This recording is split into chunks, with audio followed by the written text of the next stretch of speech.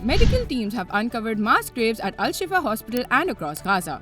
This comes as Israel lays siege to Rafah despite international objections, seizing the border crossing and halting critical aid shipment into the besieged Gaza. Senior PTI leader Arif Alvi has been tasked with resolving things through dialogue after the party struggled to mobilize crowds on May 9th. Although Alvi's mission is surrounded by secrecy, his efforts are aimed at mending ties between PTI and key political players. President Biden's announcement of halting US arms shipment if Israel launches a ground operation in Rafah has triggered backlash amongst Israel officials. Ambassador Erdogan warned it could embolden Israel's enemies, while PM Netanyahu vowed that Israel would stand alone if necessary. Israel has begun its bombardment of Rafah after the breakdown of indirect talks for a ceasefire in Gaza.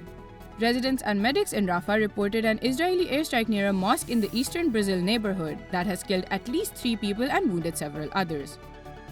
Iran may revise its nuclear doctrine if Israel poses an existential threat, according to an advisor to Iran's supreme leader.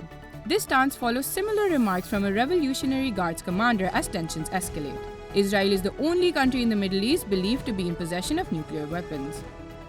Pakistan and Japan will be clashing in the final of the Sultan Azlan Shah Hockey Cup after both teams remained unbeaten so far in the tournament. Despite having won the tournament 3 times in the past, this is the first time the Green Shirts have made it this far in the tournament during the past 13 years. Pakistan is seeking China's help to revive stalled hydropower projects exceeding 1800 megawatts and to secure new investments in energy infrastructure under CPEC. Authorities aim to finalize plans at the Joint Cooperation Committee meeting before PM Shehbaz Sharif's visit to Beijing.